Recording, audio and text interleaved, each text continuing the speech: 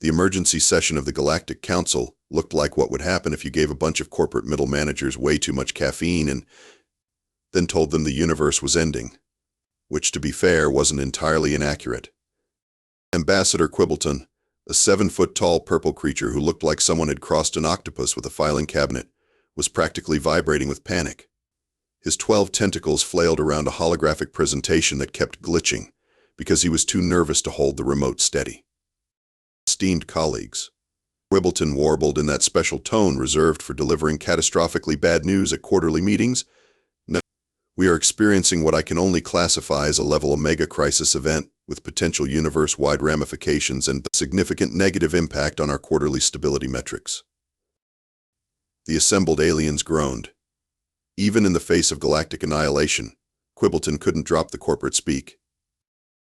"Just tell us what's happening, Quibbles," snapped Counselor Zephyra, a crystalline being whose edges were literally sharp enough to cut through bureaucratic nonsense.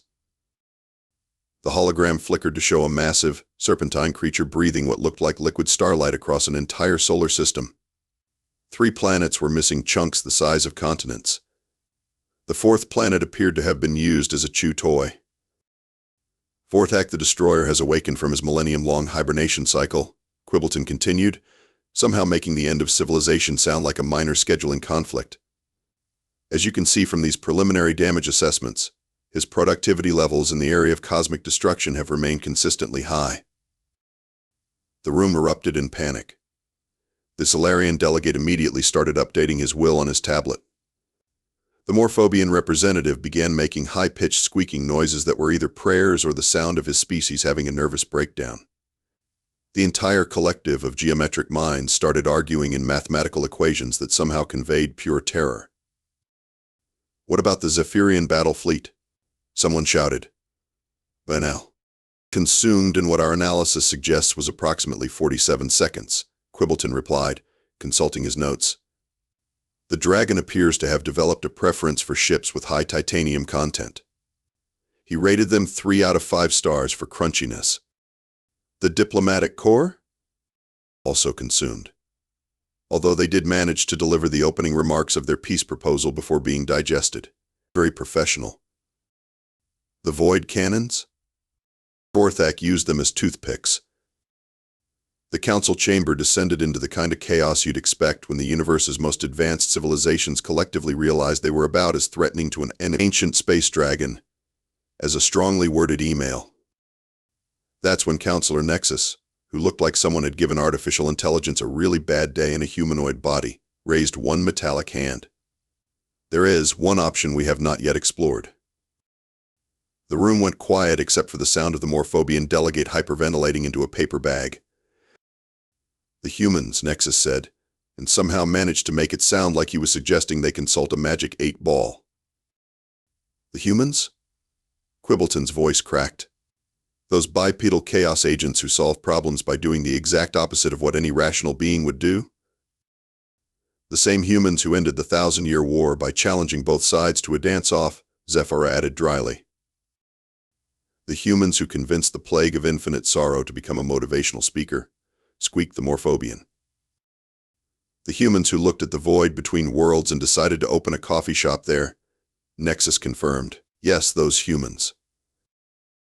Quibbleton's tentacles tied themselves into what was either a complex knot or a nervous breakdown.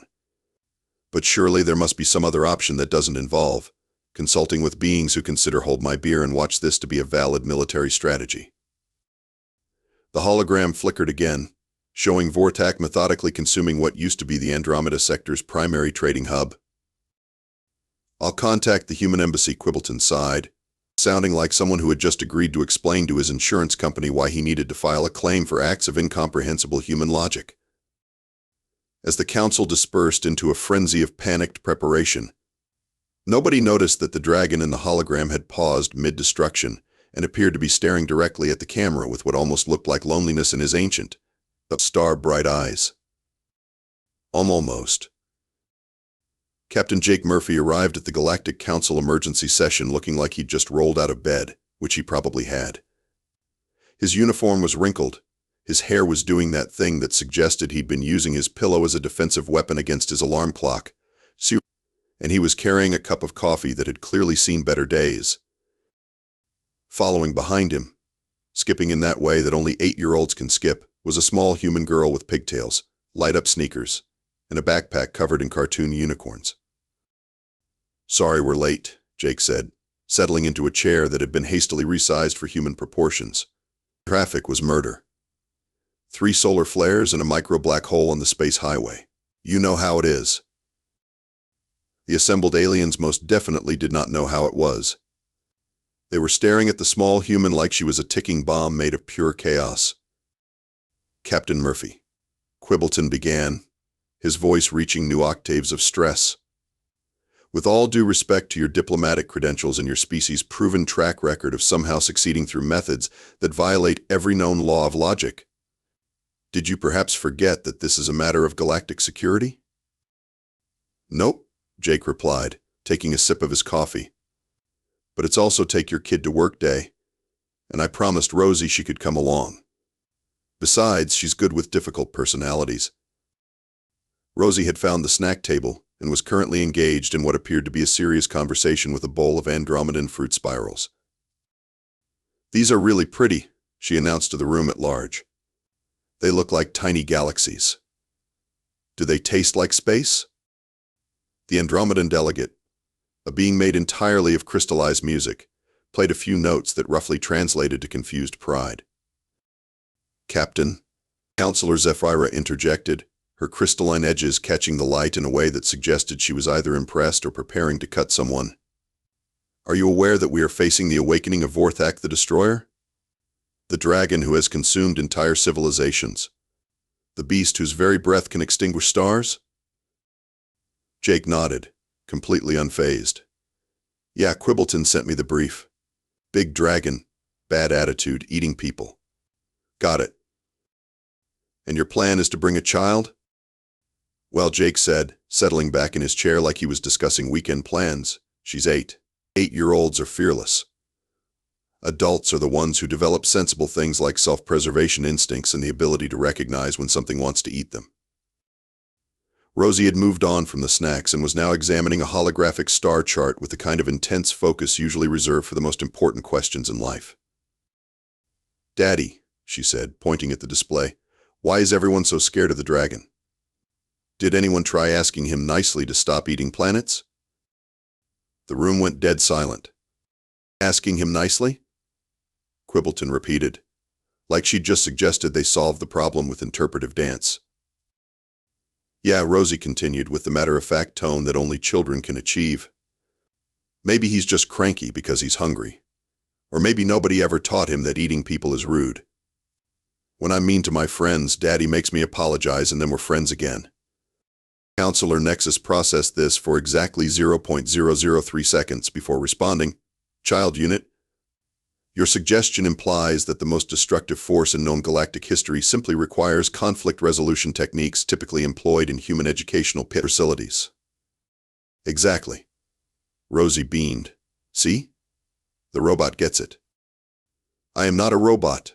I am an advanced artificial intelligence with—" "Can you help me reach the purple cookies?" Rosie interrupted, and somehow Nexus found himself lifting her up to the high shelf without quite understanding how she'd manage that. Jake watched this interaction with the satisfied expression of someone whose parenting philosophy of let the kid figure it out was once again proving itself sound. "So," he said to the increasingly bewildered assembly, "when do we leave? I've got a soccer game to coach on Thursday, so if we could wrap this up by Wednesday, that would be great." The aliens exchanged glances that conveyed roughly 17 different types of existential horror. "Captain Murphy," Zephyr said carefully, "you understand that previous attempts to communicate with Vorthak have resulted in the complete consumption of our diplomatic teams?" "Sure," Jake shrugged, "but I bet none of them brought cookies." He gestured to Rosie, who had somehow convinced 3 different alien species to help her arrange the refreshments into a smiley face pattern. "The human child appears to have implemented successful diplomatic relations with our entire council in approximately 12 minutes, Nexus observed with what might have been admiration. "Yep," Jake said, finishing his coffee. "Kids are great at making friends. Adults just overthink everything. As if to prove his point, Rosie had somehow gotten the Morphobian delegate to stop hyperventilating by teaching him a clapping game. Right then, Quibbleton said, sounding like someone who had just decided to bet his entire civilization on a cosmic coin flip, I suppose we should prepare for departure. May the universe have mercy on us all. Don't worry, Rosie called out cheerfully. This is going to be fun. The assembled aliens were pretty sure their definitions of fun and fun were operating in completely different dimensions of reality. The flagship of the Galactic Council, the Diplomatic Resolution, was a marvel of engineering designed to represent the pinnacle of civilized space travel. It had taken the combined technological expertise of 47 different species to create a vessel that could traverse the galaxy while maintaining the delicate environmental needs of dozens of different alien biologies. It had taken Rosie Murphy exactly 23 minutes to completely transform the ship's atmosphere from formal diplomatic tension to something resembling a cross between a field trip and a very worried family reunion. Ship's AI, please respond to designation query, she was saying to the nearest communication panel, having somehow figured out how to access the ship's central intelligence system. This unit is designated Navigation and Life Support Integration System 7000, or NLSys 7000. The AI responded in the kind of precisely modulated voice that suggested it had been programmed by engineers who thought emotions were a design flaw. That's a terrible name, Rosie declared. I'm going to call you Nibbles. Do you know any songs? This unit is not programmed for recreational audio entertainment. This unit's primary functions include stellar navigation, atmospheric regulation, and... Do you want to learn some songs? I know lots of songs. There's this one about a spider that goes up a water spout. 20 minutes later, the ship's AI was harmonizing with an 8-year-old human on a rendition of the wheels on the bus that had somehow been adapted to include verses about fusion drives, hyperspace jumps, and the various noises made by different alien species when they were confused. The crew was handling this development about as well as you'd expect. The ship's central intelligence system is now programmed with 47 Earth nursery rhymes, reported Navigation Officer Blix. A creature that looked like someone had crossed a praying mantis with a very anxious accountant. It has also adopted the designation Nibbles and has begun referring to routine system maintenance as taking a nap. Captain Jake was stretched out in what the aliens had assured him was a meditation chamber, but which he was using as a very comfortable place to catch up on his sleep. The soft hum of the ship's engines and the distant sound of his daughter teaching alien crew members the finer points of Earth children's games was apparently the perfect lullaby. Captain Murphy, Quibbleton approached with the careful steps of someone trying not to wake a sleeping predator. We will be entering Vorthak's territory within the next few hours. Perhaps we should discuss our strategic approach? Jake opened one eye. What's to discuss? We find the dragon, Rosie makes friends with him. Crisis averted. Everyone goes home happy. But surely there must be contingency plans, Quibbleton insisted, his tentacles writhing with anxiety. Backup protocols? Emergency evacuation procedures? Detailed analysis of previous encounter failures? Quibbles, Jake said patiently. You're overthinking this. It's a dragon, not a quarterly budget review. Meanwhile, at Nuran, Rosie had gathered a small crowd of alien crew members who were sharing increasingly ridiculous dragon facts in what appeared to be an attempt to prepare her for the encounter. The dragon's scales are each the size of a small moon, whispered Ensign Zara, a blue-skinned humanoid whose species was known for their dramatic tendencies. His breath can melt asteroid belts, added Tactical Officer Crom, who looked like a walking crystal formation with anxiety issues. He once ate an entire diplomacy summit, contributed someone from the back. That's terrible, Rosie said solemnly. He must have been really, really hungry. Did anyone try offering him a sandwich first? The aliens exchanged glances that conveyed the universal concept of this small human has missed the point entirely, but we're not sure how to explain cosmic horror to someone who thinks the solution to everything is snacks. Child Unit Rosie, Nibbles announced over the comm system, we are approaching visual range of Vorthak's territory. Would you like to see the pretty lights he makes when he destroys solar systems? Ooh, yes please. The main view screen activated. showing a vista of space that looked like someone had taken a perfectly normal sector of the galaxy and then decided to redecorate using cosmic destruction as an artistic medium. Planets hung in space with massive bite marks taken out of them. Entire moons had been sculpted into what appeared to be claw marks. A space station drifted past the viewport, twisted into a shape that somehow suggested it had been used as a pretzel. "Wow," Rosie breathed, pressing her face against the reinforced viewing port. "He's really good at making shapes, like space art." The bridge crew stared at the display of cosmic devastation with the kind of existential horror usually reserved for tax audits. "Space art," Quibbleton repeated faintly. "Yeah," Rosie continued, completely oblivious to the fact that she was describing the aftermath of galactic genocide as an artistic expression. "Look, that planet looks like someone took a big bite out of a cookie. And that one looks like a smile." Jake stretched and ambled over to look at the view screen. "Huh. Kid's got a point. From this angle, it does kind of look like a smiley face." "The dragon has consumed 17 billion sentient beings in this sector alone," Tactical Officer Crom whispered. "Well," Jake said pragmatically, "at least he's creative about it." The ship shuddered slightly as they entered the outer edge of what the navigation charts cheerfully labeled as certain death zone. Avoid at all costs. "Nibbles," Rosie called out, "can you ask the dragon if he wants to be friends?" "Certainly, Rosie Unit. Broadcasting friendship request on all frequencies." "Wait," Quibbleton shrieked, "you can't just..." The ship's communications array lit up like a Christmas tree as it sent out what was probably the first diplomatic message in galactic history that included the phrase, "pretty set, please," with a cherry on top. In the distance, something massive began moving toward them through the starfield, and even from millions of kilometers away, everyone on the bridge could see that it was very, very large and had way too many teeth. "Well," Jake said, settling back to watch the show, "this should be interesting." The thing about seeing a space dragon up close is that all the descriptions, all the holographic recordings, all the terrified testimonies from survivors really don't prepare you for the moment when something the size of a small moon unfolds itself from what you thought was empty space and looks at you with eyes that burn like newborn stars. Vorthak the Destroyer was magnificent in the way that natural disasters are magnificent, beautiful, terrible, and absolutely not something you wanted to be in the same cosmic neighborhood with. His scales shifted through colors that didn't have names, each one larger than most spaceships. His wings stretched across the void like living nebulae, and when he moved, space itself seemed to bend around him. "Oh my," Quibbleton whispered, which was roughly equivalent to anyone else screaming in terror. The bridge crew had responded to the dragon's appearance with the kind of calm, professional dignity you'd expect from the galaxy's finest diplomatic corps.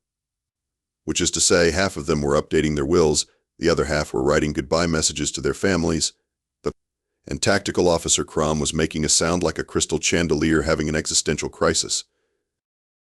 "Nibbles," Rosie said, completely unfazed by the fact that a creature capable of eating their entire ship like a particularly small appetizer was currently staring at them with ancient cosmic intelligence. "Can you ask him to come closer? I can't see him very well from here." "Rosie Unit, the dragon entity is currently within optimal visual range. Moving closer would place us within his consumption radius. But I want to see if he's got nice eyes. You can tell a lot about someone from their eyes." Jake, meanwhile, Bika, had somehow managed to find a comfortable position in the captain's chair and was regarding the cosmic horror outside their window with all the concern of someone watching a mildly interesting weather report. "So," he said, reaching for the communications array, "I guess we should probably say hello." "Captain Murphy." Quibbleton's voice had reached frequencies that were probably violating several noise ordinances. Perhaps we should consider the established protocols for. "This is Captain Jake Murphy of the Diplomatic Resolution," Jake announced over the comm, cutting off what was probably going to be a 17-part diplomatic introduction. "We're here to chat." "That okay with you, big guy?" The response came in a voice that sounded like distant thunder mixed with the dying songs of stars. It reverberated through the ship's hull, through the crew's bones, through dimensions that didn't have names. "Mortals," Vorthak rumbled, and somehow managed to make the word sound like a cosmic event, You dare approach the destroyer of worlds? You come before Vorthak the eternal consumer of civilizations, the shadow between stars, the A. That's a really long name, Rosie interrupted, having somehow gotten hold of the communications microphone. Can I just call you Vor? I'm Rosie. I'm 8, and I like your pretty scales. The cosmic monologue stopped so abruptly it was like someone had unplugged the universe. What?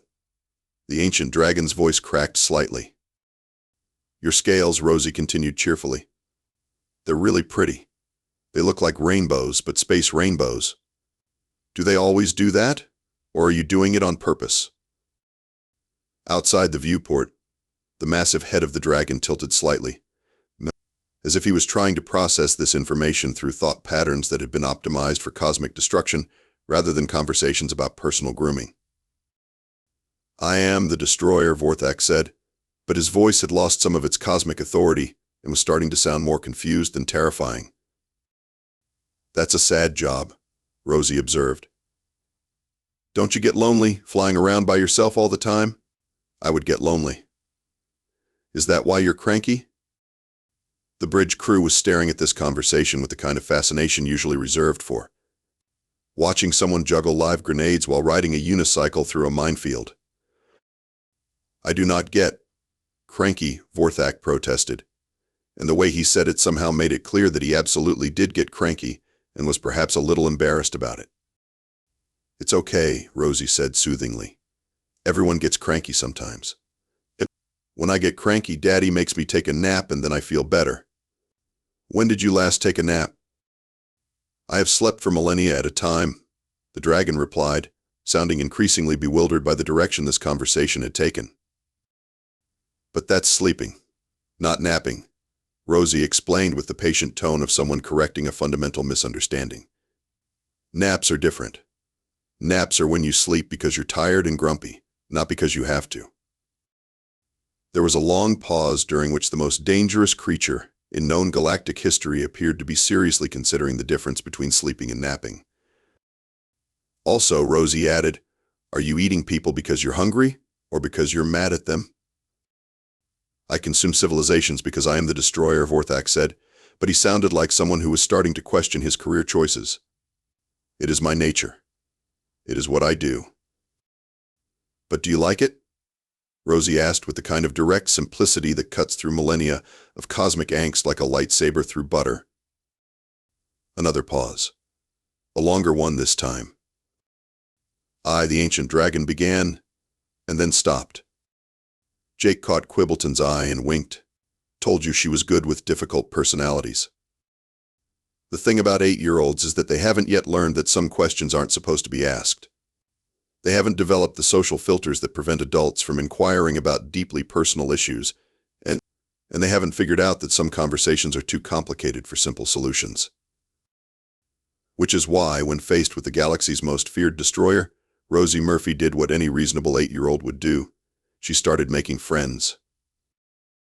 You didn't answer my question, she said, her voice carrying through the ship's comm system with the kind of gentle persistence that had convinced many a playground bully to share their lunch money. Do you like eating people? Vorthak's massive form shifted in the void, his star-bright eyes focusing on the tiny ship with what might have been confusion. Like, he repeated, as if the concept was entirely foreign to him. Yeah, like, Rosie continued, settling cross-legged in front of the view screen, like she was having a sleepover conversation. I like ice cream and cartoons and when Daddy reads me stories. You must like something. What makes you happy? The question hung in space between them like a small miracle. The bridge crew held their collective breath, partly because they were terrified of what the answer might be, and partly because they were starting to realize they were witnessing something unprecedented in galactic history. Happy, Vorthak murmured, the word rolling around in his vast consciousness like he was tasting something new. You don't know what makes you happy? Rosie asked, and there was genuine concern in her young voice. That's really sad. Everyone should know what makes them happy. I am the destroyer, Vorthak said again. But this time it sounded less like a title and more like someone reciting their job description at a performance review they didn't want to be having. But that's what you do, not what you like, Rosie pointed out with the kind of logic that 8-year-olds wield like a superpower. I go to school, but I don't like math. I like recess. What's your recess? The ancient dragon was quiet for so long that the ship's crew began to wonder if he'd fallen asleep. Then, in a voice so soft it was barely audible over the cosmic background radiation, he said, I like the stars. The stars are pretty, Rosie agreed. What else? I like the way nebulae sing when they're born. That sounds beautiful. I wish I could hear that. I like the dance of the planets around their suns, like a big space ballet. Yes, Vorthak said, and for the first time in the conversation, his voice held something other than confusion or cosmic authority. It held wonder, like a dance. So why don't you do that instead of eating people? Rosie asked. You could watch the space ballets and listen to the star songs. That sounds way more fun than being scary. But I am the destroyer, Vorthak protested, though he sounded like someone who was beginning to question the employee handbook. Says who? The question was so simple, so direct, that it seemed to hit the ancient dragon like a small, perfectly aimed asteroid. Everyone, it is what I have always been. But you don't have to be, Rosie said gently. People change what they do all the time.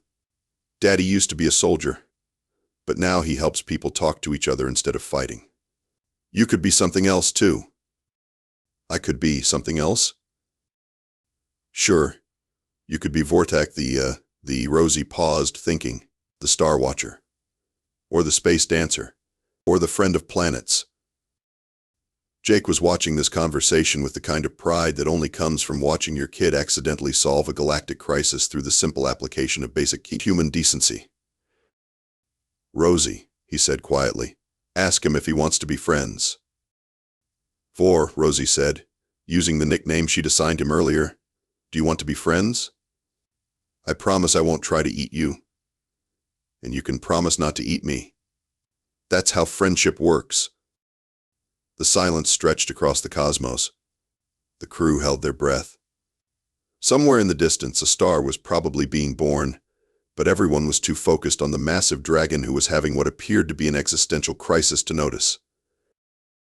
I have been alone for so long, Vorthak whispered, his voice carrying the weight of millennia. I do not remember how to be friends. It's easy, Rosie said, standing up and walking to the viewport. Can you put your nose close to the window? I want to give you a friendship kiss. Rosie, no, Quibbleton shrieked, but Jake held up a hand. Let her do it, he said quietly. The massive dragon slowly, carefully, brought his continent-sized head closer to the ship. His eye, larger than their entire vessel, focused on the small human girl who was standing fearlessly at the window. Rosie pressed her tiny hands against the reinforced viewport and kissed the surface right where it reflected the dragon's massive snout. The effect was immediate and cosmic. Vorthak the Destroyer, terror of the galaxy, consumer of worlds, let out a sound that was part roar, part sob, and entirely heartbreaking. Tears that sparkled like liquid starlight began to drift from his ancient eyes. No one, he whispered, has ever been kind to me. Well, Rosie said matter-of-factly, now someone has. The bridge crew sat in stunned silence, as the most dangerous creature in the known universe cried tears of joy, while an 8-year-old human girl patted the window and told him everything was going to be okay. Nibbles, Rosie called out, can you play that song about making new friends? I think Vor would like it. As the ship's AI began playing what was probably the first lullaby be ever broadcast to a space dragon, Jake looked around at the shell-shocked alien diplomats and grinned. And that, he said, is how you solve a galactic crisis. 3 weeks later, the Galactic Council was having the kind of emergency session that happens when everything you thought you knew about the universe turns out to be hilariously wrong, but in a good way. Ladies, gentlemen, and assorted non-binary entities. Quibbleton announced, his tentacles now arranged in what appeared to be a cheerful pattern rather than knots of panic. I am pleased to report that Sector 7 has been completely rebuilt. The planets that were previously damaged have been restored to their original specifications. Better than original, added Counselor Zephyra, consulting her crystalline tablet. Vorthak's restoration work includes several improvements to planetary atmospheric systems and what appears to be decorative ring systems on previously ringless worlds. He's been very thorough, Counselor Nexus observed, and surprisingly artistic. The new ring systems spell out sorry in 17 different galactic languages. The holographic display showed the former destruction zone, now transformed into something that looked like the universe's most elaborate apology card. Planets hung in perfect orbital harmony, their surfaces gleaming with restored cities and newly grown forests. The space stations had been rebuilt with improvements that suggested someone had been paying very close attention to the complaints in the original design specifications. And the dragon himself? Asked someone from the back. Currently employed as the galaxy's first cosmic restoration specialist, Quibbleton replied, consulting his notes. His new job description includes planet repair, solar system maintenance, and asteroid belt reorganization. He's also volunteered for the Deep Space Rescue Service. The Rescue Service? Yesterday he helped a stranded research vessel that had been caught in a gravity well. Apparently he spent 3 hours carefully extracting them, and then gave them a tour of a nearby nebula that he described as particularly musical this time of year. The Morphobian delegate, who had finally stopped hyperventilating, raised a tentacle. What about the friendship protocols? Are we implementing the Rosie method? Quibbleton's expression somehow conveyed both pride and bewilderment. The Galactic Council has officially adopted Resolution 847B, also known as the Rosie Protocol, which mandates that all future diplomatic crises must include at least one attempt at being nice and asking if they want to be friends before resorting to military action. And Captain Murphy?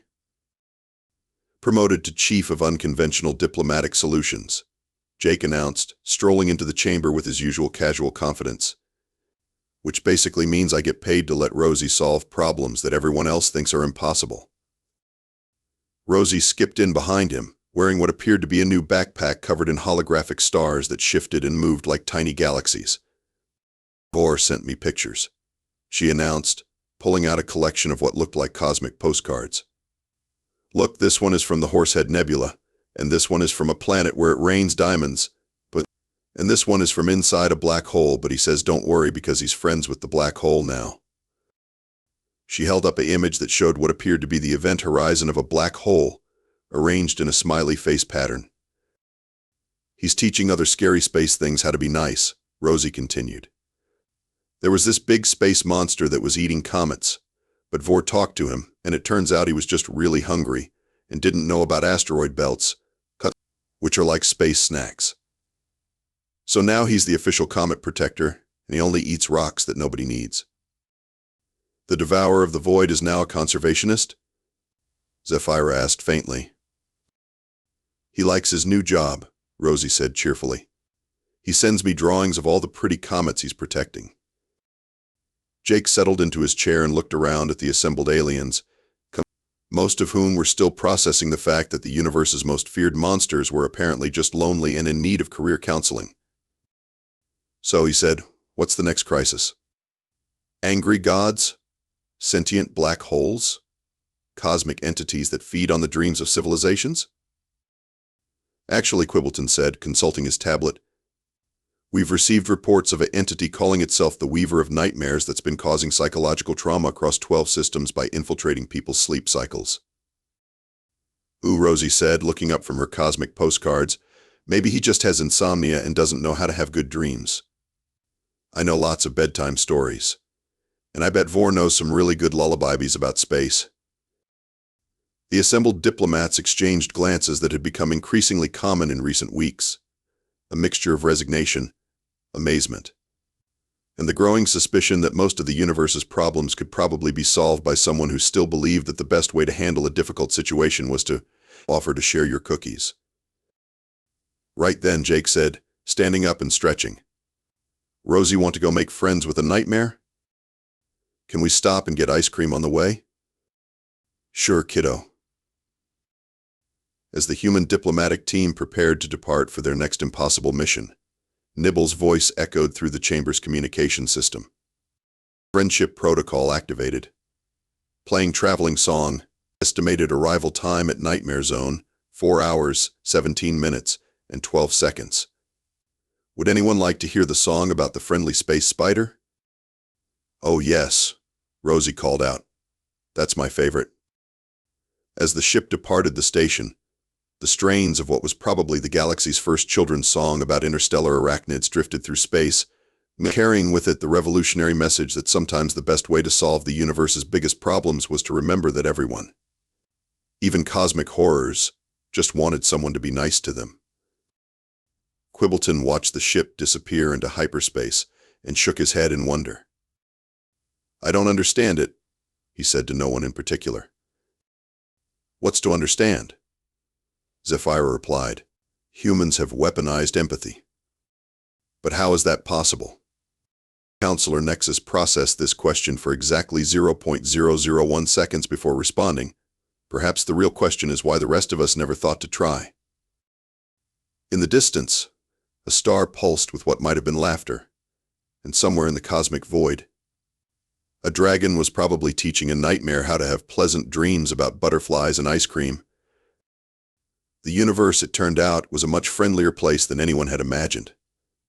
It just took an 8-year-old human to figure out that most problems could be solved by asking the right questions and offering the right snacks.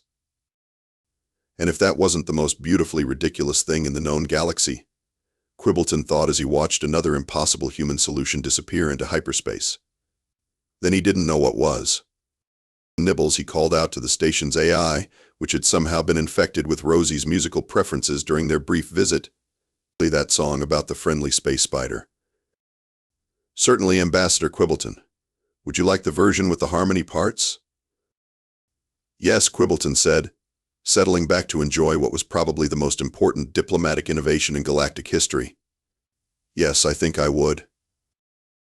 And as the song drifted through the corridors of the most advanced space station in known civilization, carrying with it the simple but revolutionary message that kindness was a universal language, the galaxy continued to spin on its axis, a little bit safer, a little bit happier, and a lot more willing to try asking nicely before shooting first. After all, you never knew when the monster under the bed just needed someone to leave the nightlight on.